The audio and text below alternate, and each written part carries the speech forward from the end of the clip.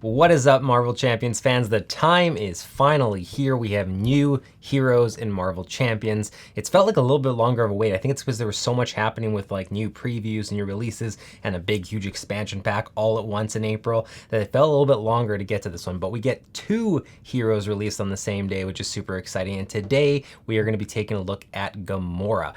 We will be taking a look at Star-Lord. Don't you worry, but it will be coming out after this video. This is the first one we're going to do, and I will also be doing a special additional video comparing Gamora and Star-Lord, because I know not everyone out there is like me or some of you that buys every single pack, and because there's two heroes coming out on the same day, a lot of people might be choosing which one am I going to buy, or which one should I try first, and then I'll get the other one later. So I will be doing a comparison video to let you know which one you should pick up if you're only going to pick up one. But today it's all about Gamora, so we're going to jump right into it. We're going to go through every single brand new card in Gamora's pack and what I thought of it in all my playtests, and what I think of the future of these cards, and you know what they might, where they might end up in some other decks. So without further ado, let's jump in to Gamora. Okay, kicking things off with the alter ego side of Gamora.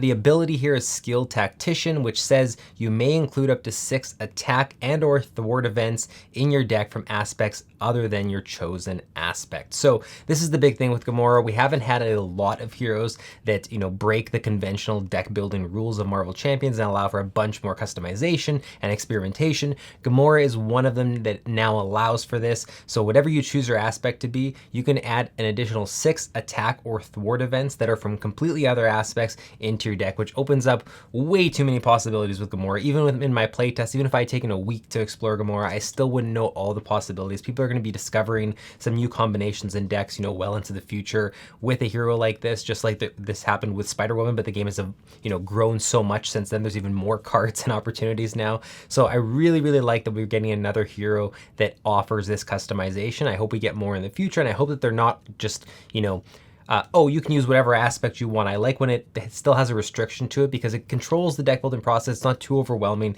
but there's still a ton of opportunities that present themselves with an ability like this. So that's the most exciting thing about the card. But there is an actual action ability, and that is look at the top card of your deck. If that card is an attack or thwart event, draw it. So you can basically look at this as a one use on alter ego form, draw a card, but it's not always going to work. It's going to sometimes fail.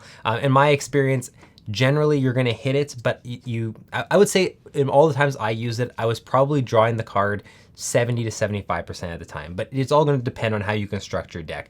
You're likely going to have a lot of attack and thwart events in there. There's no downside to trying to use it. You might just not get the card draw. Getting a card draw every so often when you're in alter ego form is a great benefit, and especially because you want specifically the attack and thwart events for a lot of what Gamora is doing. So it's a pretty solid ability, but again, just be aware that it is going to sometimes not hit, and it's not going to feel as great. The recovery is 3, hand size is 6, hit points are 10. It's kind of standard across the board. Hit points, you know, we've seen a lot with around that, you know, 10 or 11 mark. So it's nothing, you know, it's going to be fine for solo play depending on how you build the deck. You know, it's not going to have as many hit points as some of the other bigger heroes, but it's still fine. All in all, alter ego side, very cool. But again, the standout feature here is Skilled Tactician and your ability to have way more deck building customization. Okay, Gamora's hero form, very good hero form. So 2s across the board, 2 thwart, 2 attack, 2 defense. The ability is, or 2 abilities, finesse, response after you play an attack event, remove 1 threat from a scheme. Precision, after you play a thwart event, deal 1 damage to an enemy. Both of these are limit 1s per phase, not round, so you can do this again in the villain phase. Very good abilities because in my experience so far with Gamora, I would say 8 to 9 times out of 10, I'm hitting both of those abilities every single turn. It's very easy to hit both of them. Gamora has a lot of attack and thwart events you'll see that are very low cost. It is, you know, it's as low as 0. So it's very easy to hit these. So you're always getting an additional threat removed and an additional damage, which, yeah, again, at first glance might seem like, oh, it's just 1 and 1. Is that really a big deal? It ends up adding up a lot over the course of the game. You have to kind of look at that not in, you know, the tunnel of just 1 turn, but over the course of the game, if you're playing 10 turns, that's an additional 10 damage and 10 threat removed that you otherwise wouldn't have been able to, and you're not having to really do anything to get that extra threat and extra damage. It's just from playing cards that you're getting it. So it's very, very good. It adds up very quickly. I really, really enjoy using Gamora, and her stats are pretty solid across the board at twos across the board, and they can be boosted obviously with other cards in your deck. But overall, I've been very impressed with how those abilities have worked in sync with Gamora's cards, and it's led to a lot of damage and a lot of threat removed, which makes Gamora probably a really reliable hero to approach from a solo play. I would say I did a lot of my plays with Star-Lord and Gamora together so I could play test them at the same time, but I did do Gamora solo and Star-Lord solo as well, and in my experience, Gamora actually fared pretty well as a solo hero because of not only her deck customizability with multiple aspects, but also the fact that she's doing a lot of threat removal and a lot of damage just off of her base abilities here from you having just played cards. So really big fan of Gamora's hero card. Let's move on. Okay, let's talk about the signature ally, some of my favorite cards to review. This is Nebula. It's a 2 cost, 2 health, 2 thwart, 2 attack, 2s across the board, just like Gamora. Response, after Nebula enters play, search your deck for an attack or thwart event and add it to your hand, shuffle your deck. Super solid ally. Look at it from the fact that for 2 cost, which 2 cost allies are already very good in this game, 2 cost, you're getting 2 attack or 2 thwart done up to 2 times because of the 2 health, and you're essentially tutoring your deck for a single card. Again, I've referenced that before. It comes from Magic the Gathering, that term, but you're essentially searching for a specific card. And yes, it can't be from your any card in your deck. It's just attack or thwart events, but those are going to be some of your most reliable and powerful cards in Gamora. So some of the cards you're going to want to grab are those anyways. You're going to get a free draw of one of those cards, specifically one that you need for the situation that you might be presented on the board right now. Super solid card. Even if Nebula's stats had been 1s or even 0s, let's just do the extreme here. Getting a chump blocker for 2 and drawing a specific card from your deck would absolutely be worth it. Adding in the 2 attack and 2 thwart on stats is just a cherry on top. It's just a bonus. I love Nebula. I used her a lot, and every single time it felt phenomenal to get the exact card I wanted, and I usually played at that turn and was able to pull off something that I otherwise wouldn't have because I wouldn't have had that card in my hand. So Nebula is a very, very solid ally, and I cannot wait to try her out more. Okay, moving on to 2 copies of Acrobatic Move. Now, first glance, this is going to seem very mundane. I'm not saying it's not powerful, but there's not a lot to it. It's a 0 cost event that does 2 damage to an enemy. That's it. It is an attack though, and so the thing here is you want to use Acrobatic Move, and you'll see that there's another one here for threat removal that's also 0 cost.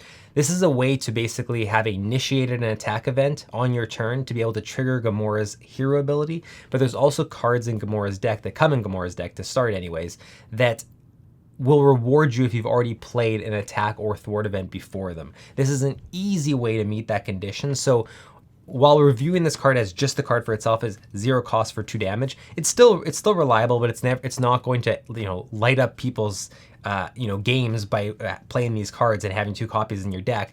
But in conjunction with the other cards that Gamora offers and some of the combos that she's working with and the things that she wants to do to facilitate bigger turns, this is a key card in that, and I used it a surprising amount. And even just a reliable free 2 damage here and there is actually a surprising boost to a lot of games, a lot of rounds, I should say, where I just needed an extra couple damage. And the fact that that actually becomes also 1 additional threat removal because of Gamora's ability makes it a pretty good card. It's essentially 0 cost, do 2 damage, remove a threat, which is really, really good. So Acrobatic Move is a really solid card, specifically in Gamora's deck, and obviously it's a signature card for her, so it's not going to appear in anyone else's deck, but I think you'll actually be using it a lot. Do not sleep on this card.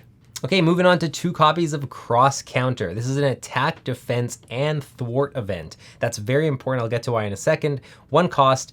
When you would take any amount of damage, prevent 3 of that damage, deal 1 damage to an enemy, remove 1 threat from a scheme. So what makes Crosscounter very good is the fact that because it's an attack and a thwart event and a defense event, but specifically attack thwart, it triggers both of Gamora's hero abilities. So you get to add an additional damage and an additional threat removal if you haven't used those yet, because it's limit once per round, onto this card.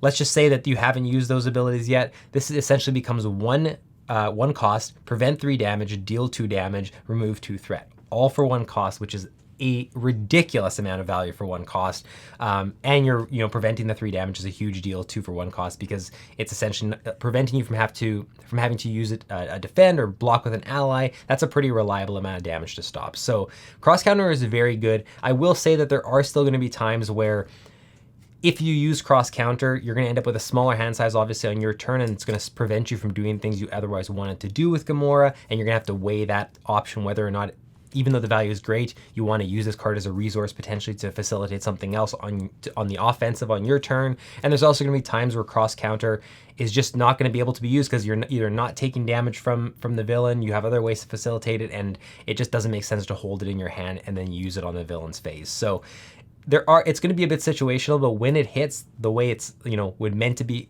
you want to hit it, it's going to be phenomenal. And again, keep in mind that because you're using this on the villain's phase, you likely won't have used the Gamora's hero abilities yet, because they are limit once per phase, so you can use it on your turn, and then you can use it again on the villain's phase. When it comes to the villain's phase, it's probably going to be refreshed again. You're probably going to get, this is going to be your way of easily ticking it off on the villain's phase, so you get the additional 1 damage and 1 threat removal, even if you've already done that on your turn previously. So Crosscounter is a very good card, and I think you'll be using it a lot. It's just a little bit situational. All right, Set the Pace. This is basically the threat removal version of Acrobatic Move. So again, it's a 0-cost event. Remove 1 threat from a scheme. 1 threat for 0 is a small amount of threat, obviously. Again, it's free, so you're getting a free single threat removal. But generally, in my experience, this is compared to Acrobatic Move, I got more use out of as just the card by itself, even without everything else it's facilitating. Sometimes that 2 damage was actually really beneficial. 1 threat, in my experience, it's never been a swinging factor, something that I was like, oh, I'm really glad I had this free 1 threat removal in my hand. On its own, this one's, in my opinion, a fair bit weaker. However, again, in Gamora, that's not how we're looking at this card. This card is strong for the fact that it's facilitating other things. There's a specific card coming up that does a large amount of damage if for a very cheap cost if you've played a thwart event before you've played that card. This is an easy way to trigger that condition for no cost whatsoever. You toss it out, you remove 1 threat, and that facilitates this really huge turn with the other cards. So there's other reasons to play this card. And again, it's 1 threat, but essentially you can look at it as also 1 damage tacked onto this card if you have not triggered Gamora's hero ability. So it's unfair to just grade this on the ability itself, because you're using it in conjunction with a lot of other things. But that being said, I do think Acrobatic Move, in my experience, was a little bit more useful, but Set the Pace still facilitates a lot of stuff, and you shouldn't sleep on it. Just know that you might not have the most exciting turns when you're just playing Set the Pace if you don't have something else that it's chaining into. All right, as I alluded to, we have Decisive Blow. This is a 2-cost attack event. Deal 4 damage to an enemy, but you can deal 7 damage instead if you've played a thwart event this turn. 7 damage for 2 is obviously very good, and a lot of heroes have this really powerful attack in their signature cards for a low cost, usually with some sort of condition attached, or in the case of like Spider-Man, it's no condition attached, it's just a huge attack. But Decisive Blow is very easy to trigger. I don't think yet I've had a situation where I had Decisive Blow in my hand and I said, oh, I have no way to trigger this. Maybe one time. I found that it's rare with Gamora. I often, especially if I've Set the Pace in my hand, it's super easy. But there's a lot of other thwart cards that you're going to have, and it's usually easy for this 2 cost to be able to get them out and then also play this. It reliably hits for 7 damage for 2. If you do use Set the Pace, again, even though it's a 2 cost, you have to think of it as you've also tossed out an additional card, which is Set the Pace, as like a 3rd cost, because you're only removing 1 threat. You really have to look at that as almost like another resource to pay for this. In that case, it becomes almost like a 3 cost, 7 damage. Still very good. Again, you're going to use this as your huge damage attack for a lot of situations with Gamora, whether it's to take out a huge minion or whether it's to deal those big chunks of damage to the enemy to whittle it down. Decisive Blow is a phenomenal card in this deck. I use it a lot, and it very reliably hits for the 7. All right, Forward Momentum is the threat version of a Decisive Blow. So this is a 2-cost thwart card. Remove 3 threat from a scheme, 5 instead if you have played an attack event before this. So not quite as high numbers as Decisive Blow, but for threat removal, 5 for 2 is pretty damn good. Again, it's fairly easy to have done an attack event before. I would almost say it's a little bit, I'd have to look at the cards again. I was going to say it's a little bit easier to meet the condition for Decisive Blow. I was reliably getting that little cheap thwart event in, but I think I was also hitting this one pretty reliably as well. The only thing that comes up here is With Decisive Blow, you're almost always going to want to do damage. If the enemy is alive, even if there's not a minion to hit, you have someone to target with damage. There is the situation with forward momentum that you might just not have 5 threat on the scheme, or it just can't hit its full potential, or maybe you have no threat on the scheme and it becomes a card that just doesn't have a purpose to be used. In that case, Decisive Blow is a little bit more reliable in getting its full value, but that being said, removing threat is a huge thing and a huge part of this game, and getting those huge chunks of it, like 5 all at once, especially on 2 cost, makes things a lot easier. Allows you to do other players, if you're playing multiplayer, to do other things because the threat is under control from a single card potentially for you. So very good card, and again, very easy to trigger its condition. All right, let's move on to Conditioning Room. A huge fan of this card. 1 cost support, alter ego action, exhaust it, return the bottommost attack or thwart event from your discard pile to your hand, heal 1 damage from Gamora. Let's talk about the healing part first. Let's get that out of the way. Healing 1 damage reliably every time you're in alter ego form adds up, especially because if you look at it as the fact that when you flip to alter ego, you can use it, and the next turn before you flip back to hero, you can use it again. You're essentially getting 2 damage every time, every phase that you're in, or every amount of time that you're in alter ego. So that is pretty good. And if you're going to alter ego to heal, you can essentially look at a recovery as almost being 5 instead of 3 when you have Conditioning Room in play. It becomes a lot more reliable to get yourself back up before you go to hero form and start taking on the enemy again. So the healing is very good. It's almost a bonus on top of the fact that you're getting essentially a card draw, and you know what you're drawing though. And it's going to be dependent on how you discarded things, where they are in your discard pile. So sometimes it might not be the perfect card, but if you're using this a lot, you're going to reliably start getting more and more cards back, and you'll eventually get into the cards that are phenomenal to get back, even if you have to take back a couple that are just simply okay. And regardless, Gamora has so much use for attack and thwart events that even if you're taking a less than stellar attack event, or one that doesn't fit into the specific situation all the time, 1, you're getting a resource that you can use for something else, which is still great. And 2, sometimes just playing an attack or thwart event will allow you to do something else in your turn, even if it's not the exact one you'd want to play. So Conditioning Room is a great card. If you get this out early, you're going to have a way easier time in the game, and it's going to facilitate a whole lot more stuff. I love this card, and do not sleep on it. Okay, 2 copies of Keen Instincts. Great card as well. 1 cost upgrade, exhaust it, generate a wild resource for an attack or thwart event. So 2 of these out, you can get them both out in the game. This is your resource generator. Yes, it's specifically only for attack and thwart events, but that's a lot of what you're going to be playing with Gamora. When I've had games where I've gotten both of these cards out, being able to essentially, for a lot of her attack and thwart events are basically 2 costs or 3 costs. Playing them for free or playing them for 1 cost is a huge deal, especially because you often want to play an attack or thwart event in addition to another one to facilitate it being powered up, like we talked about with Decisive Blow. This allows that to happen a lot easier because now you have essentially 2 extra resources to play with. There's not a lot more to say about this. It's a great card. It's not overly flashy. We've seen cards like this in other heroes, but it's super welcome in Gamora and helps her a lot with getting the cards played that will help her in each situation. All right, lastly, we have Gamora's Sword. So 3 cost upgrade. It's a restricted card.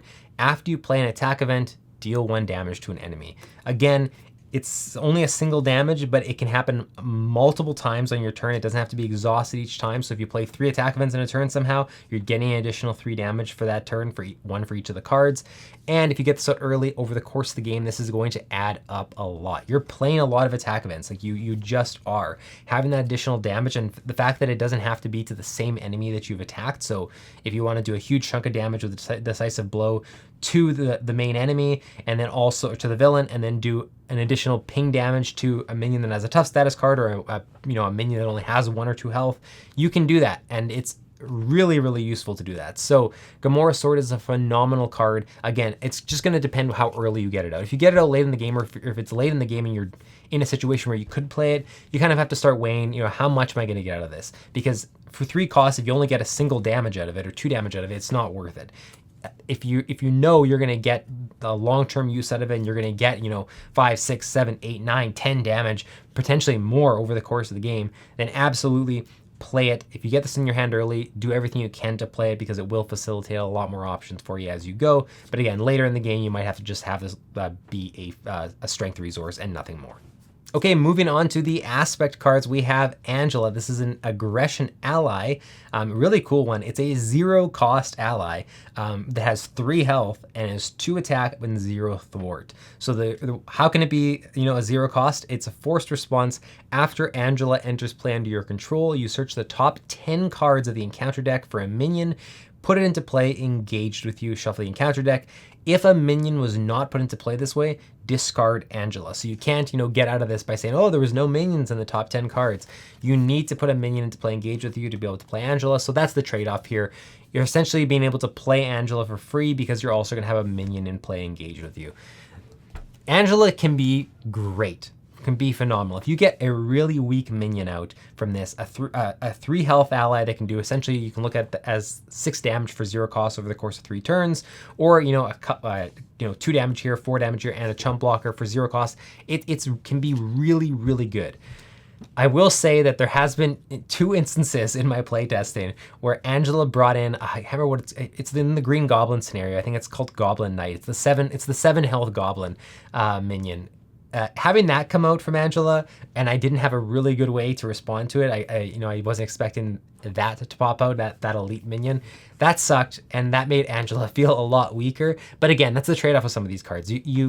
You're going to have that risk. You're going to have that situation that could come up that's going to be, oh man, this is awful. It doesn't mean the card's awful. It just means that is the trade-off for having a card that is otherwise way too powerful. So when Angela hits one of the small minions, you're going to love Angela. When Angela hits, one of the worst Masters of Evil or something, you're going to hate Angela. So it depends on your playstyle. If you're okay with that potential, or if you're set up with other ways to deal with these big minions, you're probably going to like Angela a lot more. But ultimately, a lot of that is going to come down to your specific, style of play and, whether you're okay with that unpredictability. Angela has a lot of potential. It can just be a little hit or miss. All right, moving on, we have Clobber. So this is an aggression card, 2 cost, deal 3 damage to an enemy. If this is the first card you have played this round, return this card to your hand. So 3 damage for 2 is an overly large amount of damage. Obviously, if that's the only thing you're getting out of it, this is probably not a card you're including in aggression decks or in Gamora's deck too often. However, it's the obvious, this latter part of this ability that makes it really interesting. So if you play this first in your turn, you gain this card back. So you can almost essentially look at it as, you've paid 1 less for it. You still paid the 2, but you got the card itself back, and you can use that as a resource for something else, which essentially means you almost paid this 1 for this card. 1 cost for 3 damage is pretty worth it. Again, it's going to depend how you construct your deck, and Gamora specifically because you want to have played attack events to facilitate other thwart events. Playing this, getting essentially the discount by getting it back, and then being able to use it as a resource to pay for a thwart event or something that needs to have a situation where you've already played an attack event, makes it really good. So that's why it's very, very good in Gamora, and I use it a lot in Gamora. Beyond Gamora, I think it's going to really depend on how reliably you can play this first, and then use the fact that you got it back to do either another 3 damage. So if you really need to do a whole bunch of damage, you're able to do that off a single card essentially, or you're able to use it as a resource for something else. I think it'll find its way into other decks, but Gamora is definitely the home it wants to be in, and I got a lot of use out of it in Gamora's deck. Okay, we got Plan of Attack. This is a 0 cost aggression event. Search the top 4 cards of your deck, top 7 instead if you are in alter ego form, for an attack event, and add it to your hand, shuffle your deck. So for 0 cost, you're essentially trading this card for a different card that you get more use out of, specifically in attack events. So you might first hear about that and ask, well, why even include this in your deck? You draw it so that you can essentially discard it and get something else. In card games like this, you're thinning your deck by including these, because every single time you draw it, you can basically exchange it for something else in your deck, which thins your deck and allows you to draw into things you want. And it's also essentially kind of a light tutor for a specific card. If you only search the top 4 cards, there is a chance that you're going to miss depending on how you've constructed your deck. Hitting the 7 when you're in alter ego form, especially in Gamora, all the times I used it when I was in alter ego form, I never once didn't have an attack event. I'm not saying that's not possible, and you can get very unlucky, but you're generally going to find one. In that case, you can thin out your deck 3 times a game with these 3 cards, get cards you want specifically that otherwise you wouldn't have in your hand that turn, because if you had put something else in your deck instead of Plan of Attack, that would be in your hand instead. In this situation, you get to exchange it for something that you would rather have in your hand, like Decisive Blow, or something that you can specifically use that's going to help your situation. So it is a very good card. I use it a lot in Gamora. It's really going to depend how many attack events you have in your deck, depending which hero you're using and depending how you built your deck. If you don't have a reliable amount, and there's going to be times you're only hitting it for the 4 cards and you're missing, then you're not going to enjoy this card. It's not going to be very good. So it really depends on your deck construction, but the potential is there, and I've had a lot of success with it. All right, next up is First Hit. This is a protection card because again, Gamora can have 6 cards that are attack or thwart events from other aspects in her deck. First Hit is a 1-cost event. It deals 2 damage to the villain, but it also has a hero interrupt that says when a minion initiates an attack, deal 2 damage to that minion. So obviously the form ability here, dealing 2 damage to a villain for 1 cost, that's not a lot. That's not the reason you put this into your deck. In protection specifically, ways to deal damage, especially for a cheap cost, can be useful, but the second ability here, when a minion initiates an attack, deal 2 damage to that minion as an interrupt, I found more useful. And specifically in Gamora, this is an easy way to trigger her hero ability on the villain phase. Again, any way that you can to find to trigger her hero abilities on the villain phase is great because it's an additional threat removal or additional damage that you otherwise wouldn't have been able to get. So it's easy to trigger them on her turn. It's sometimes not as easy to trigger on the villain's turn. First Hit facilitates being able to do that, and you're being able to deal 2 damage to a minion when it attacks you, which is really, really good. So again, First Hit, beyond Gamora, might not be nearly as useful or powerful. It's really going to depend on the deck you've constructed, the hero you're using, and how much you're really craving damage in a protection hero, enough to put one that might just be 2 damage for 1 cost in there. I don't know that I would include this in a lot of my protection decks that I'm building beyond Gamora, but in Gamora specifically, I think it's pretty good. So I said pretty good. I just realized I said pretty good.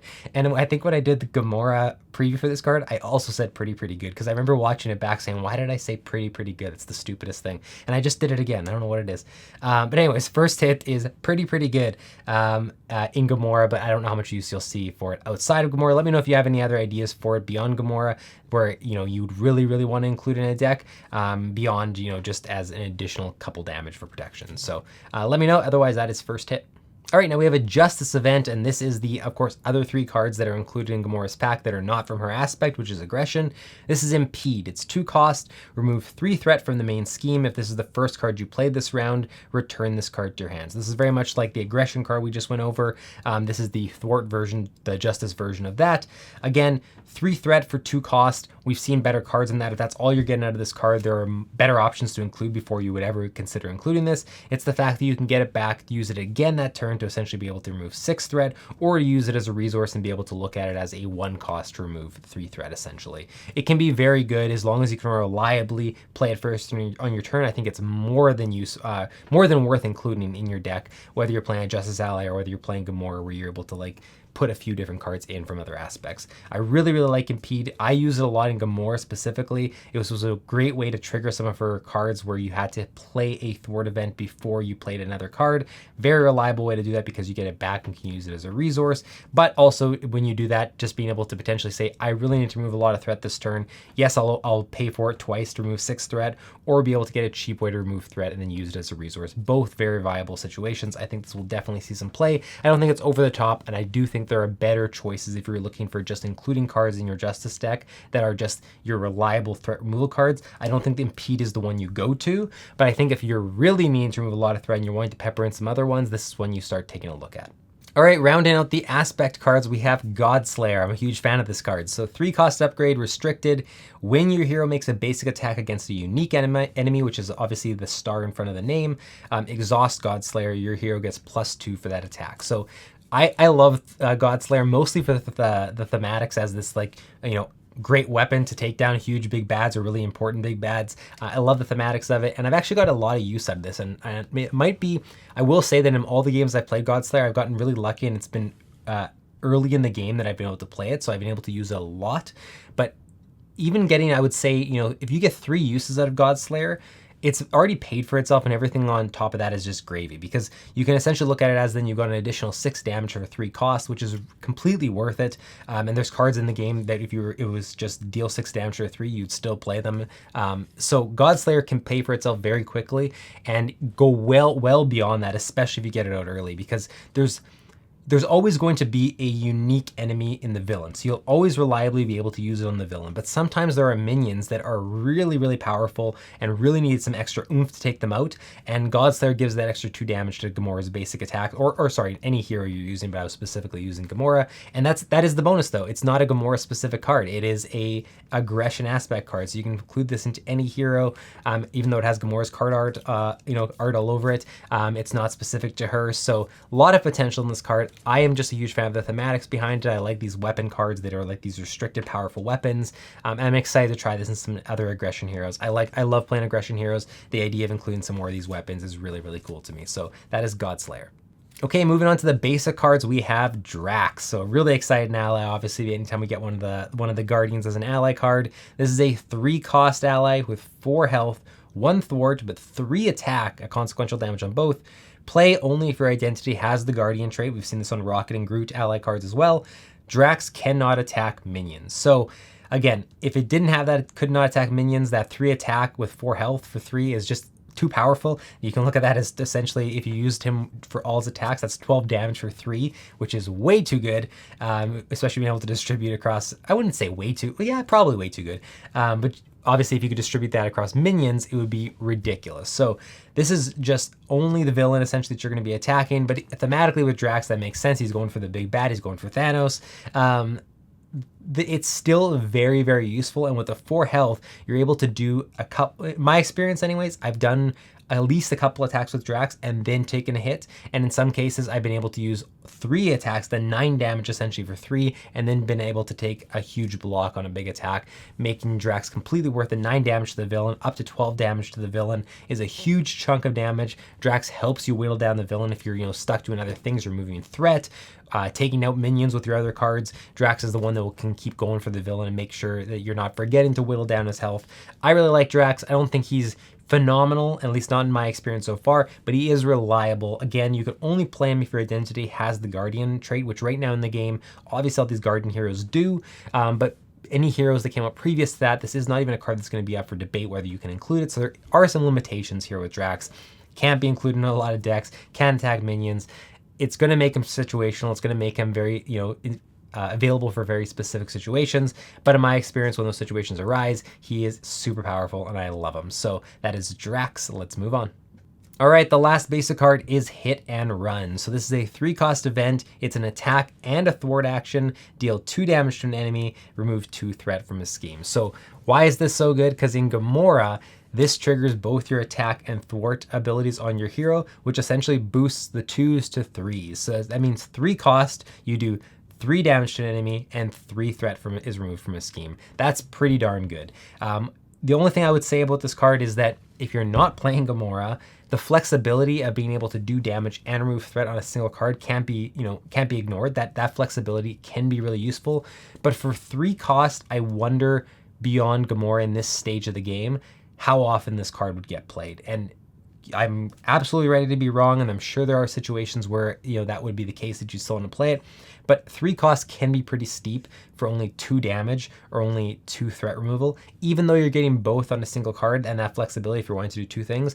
I think for 3 costs, there are other cards that I'd rather play to be more effective in the realm of dealing damage or removing threat than Hit and Run. But again, because it's basic, you get included in any deck in the game, which again is even more flexibility. So that's why the basic cards tend to be on the lower end of the power level in terms of when it comes to resource cost to damage ratio or threat removal ratio. Because they're so universal and can go into every deck, they can't be absolutely permanent staples and be too good. But beyond Gamora specifically, I wonder how much play it'll see. But that being said, in Gamora, great card, and obviously 3 damage and 3 threat removal for 3 is pretty darn good. That's really good flexibility. So Hit and Run's great in Gamora. I guess remains to be seen how good it is beyond Gamora. All right, let's quickly touch on the obligation, which is Unfulfilled Destiny. Standard stuff, you may flip to alter ego form, choose exhaust your alter ego, remove it from the game, or choose and discard 2 events from your hand, discard this obligation. I have never so far done the bottom one. Discarding 2 cards in your hand is awful. Discarding 2 of your event cards, which completely facilitates most of what Gamora's doing, is just debilitating. It's in my experience, I usually have 2 or 3 event cards in my hand, and if I'm discarding all of them, for instance, or all of them but one, suddenly I can't facilitate cards where it says you have to play this before that one. Gamora's hero abilities aren't being used. It ends up being worth it to just do the first one, exhaust your alter ego, and just remove this from the game.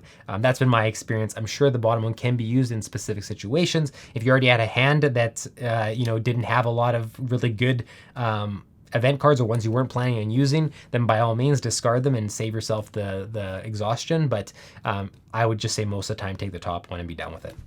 Okay, let's talk about the Nemesis. This is super interesting. It is also Nebula, which is also a signature ally for Gamora, which thematically makes complete sense. A very good design choice. So Nebula is a 5 health Nemesis with 1 scheme and 2 attack. Retaliate 2 on Nebula, which is pretty nasty. When this minion would enter play, this is the forced interrupt. When this minion would enter play, discard Nebula Ally from play. So that is why the Nebula can be both. Essentially, Nebula is flipping sides. So if you have Nebula in play and Shadows of the Past comes up, and Nebula the villain comes into play, you can almost look at it as she has flipped sides to the enemy side, and you lose that ally, and now you have to take her down. So thematically, like I said, is phenomenal the way they've incorporated Nebula and made her fit into the game. 5 health is pretty nasty in terms of like to deal with. It's going to take a little bit of planning. Sometimes they're going to take one of your bigger cards to remove her, and the Retaliate 2 can be pretty nasty if you're having to, if you're planning to ping her off with like a couple different attacks, taking 2, 4, 6 damage, whatever, is a lot of damage. So Nebula can be pretty nasty, but there's nothing here that's going to completely debilitate you. It's more so if you had Nebula the ally in play, losing an ally and getting this into play they have to deal with, that really sucks. So really, really cool card though, and I'm really happy this is in the game. And then of course we have the side scheme, which is Sibling Rivalry. Players other than Gamora cannot remove threat from Sibling Rivalry. Forced response after the villain phase begins, deal 1 face down encounter card to Gamora. This is super nasty. So the fact that only Gamora can remove threat from it means that if you're playing a game in multiplayer with multiple people, this now becomes Gamora's priority to deal with, and no one else can really help her out with that, which is really cool. I think that it makes a lot of sense, honestly, with these Nemesis side schemes. I almost think that most of the Nemesis side schemes should have that. I like it a lot. But the force response can be really nasty. Basically, you're getting an additional face down encounter card just for Gamora every single villain phase. So you have to deal with this quick. Not dealing with it means that Gamora is just going to add up on these encounter cards. It's going to make things more difficult for her. They could end up not being that bad, and you could last a couple extra turns, but generally it's going to be one you want to deal with. This is just a big problem card for Gamora specifically, and only she can deal with it. So it becomes this sort of side quest thing that she is dealing with while the other players go about their business. I like the thematics of that as well with the Sibling Rivalry, but overall a pretty nasty side scheme and a really cool one in the game. Okay, next up we have In a Bind. This is an attachment that attaches to Gamora, and it says treat Gamora's printed text box as if it were blank, which means that the abilities that she had that are, triggering when you play an attack or a thwart event, removing another threat or dealing a damage, will not happen anymore while this is attached to her, and the only way to get rid of it is to discard an attack event specifically from your hand and take a damage, and you can discard this. So pretty easy to discard, losing an attack event. However, if you have a hand where you really need to discard this turn and you only have a powerful attack event in your hand, obviously losing a powerful card to remove this really sucks, or having to wait to remove it because you don't want to discard that card specifically also sucks. Losing her printed text box is obviously not what you want for what you're doing with Gamora. That being said, losing a single threat removal or a single damage on for 1 turn, not a big deal. It's only if this is on for a while and you're not dealing with it and it's multiple turns you're losing that, then you're losing a lot of what Gamora is capable of. But again, I think you'll deal with it pretty quick. Overall, I wouldn't say this is too hard to deal with. All right, next up we have Waylay. This is when revealed, stun and confuse Gamora.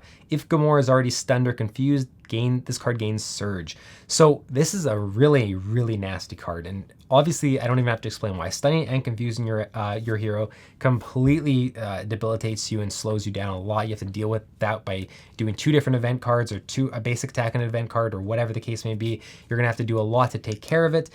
Also, keep in mind, it says if Gamora is already stunned or confused, this gains Surge. So if you were stunned, you still get confused by this card, and this card gains surge and goes into another card. So it's not like if you're stunned, you don't get the confusion still. You do, and this card surges into something else. So it's still a nasty card. The only way you get lucky is if you're stunned and confused. And really, then are you lucky if you were already stunned and confused?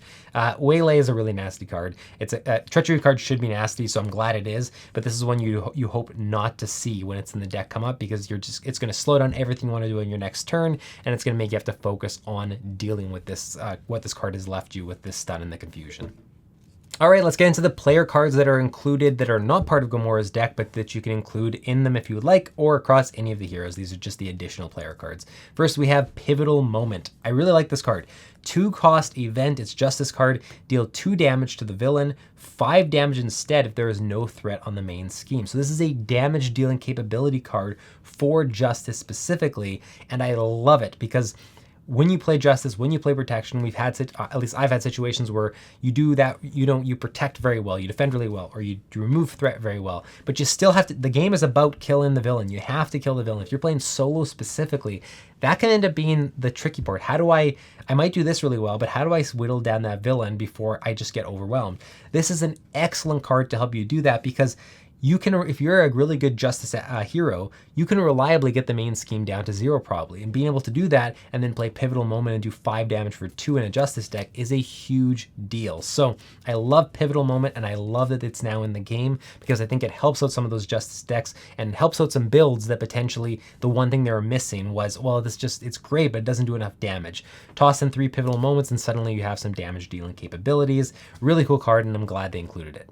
All right, for the leadership card, we have Comms Implant. This is a 1-cost upgrade attached to a Guardian ally, max 1 per ally. Attached ally gets 1 thwart and 1 hit point. So obviously, so far up to this point in the game, we've had a ton of leadership cards that specifically are about Avenger allies, Avenger characters, because that's been the state of the game.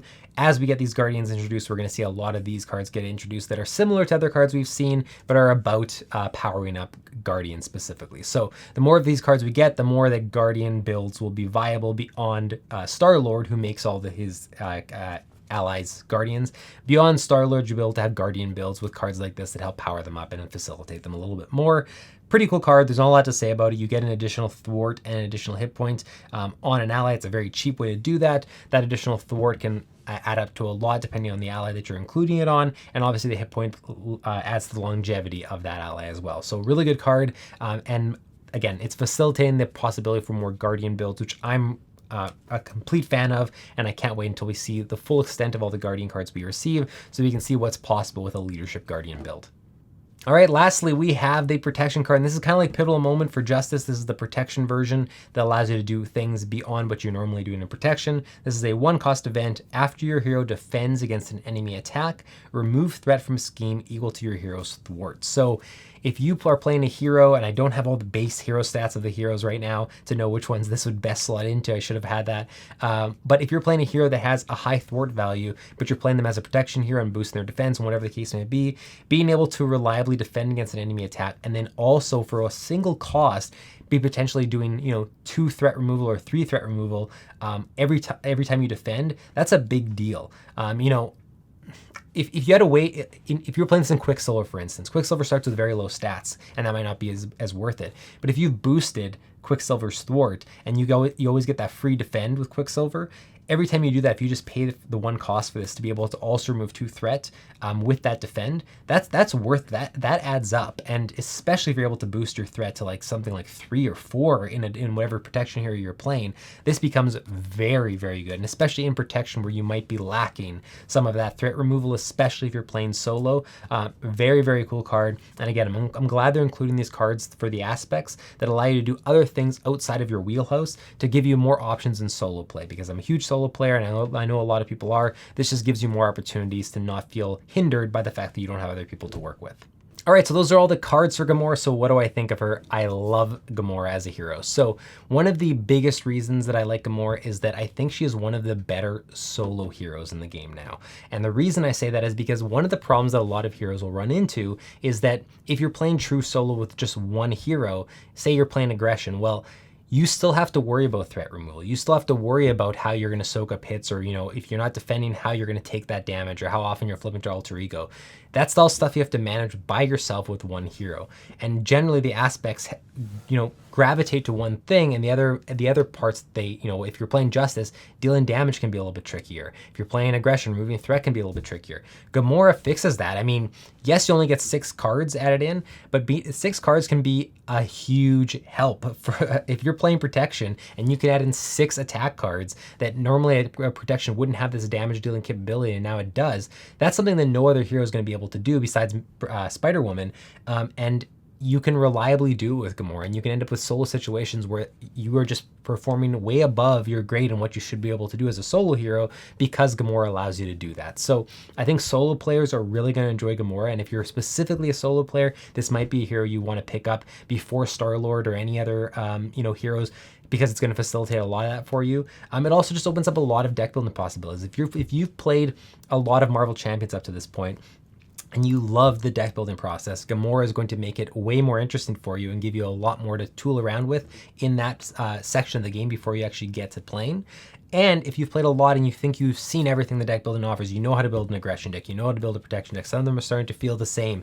This shakes up the formula. Suddenly, you have to think of it differently, you have to approach it differently, you have new options, there's going to be new combinations, it's going to take you a while to really crack all that. And as new cards are released, Gamora is going to have way more options with all those cards as well. So there's a lot to love here with Gamora. I think that she is a great addition to the game, and so far in all the games I've played, she has never underperformed. She's always been reliable, and she's always been a super strong hero. So I'm really pumped about Gamora. Let me know what you think. If you've already played Gamora, what are your first impressions of her, especially compared to Star-Lord? Like, what do you think of her as a hero? If you haven't played Gamora, what are you most excited to try out, and why do you think you will pick her up, or why do you think you might not pick her up? I'd love to hear. Otherwise, take a look out for Star-Lord. We'll be out in the next couple days, so we will have a full review of those cards as well. Otherwise, thanks so much for watching. We'll see you in the next one.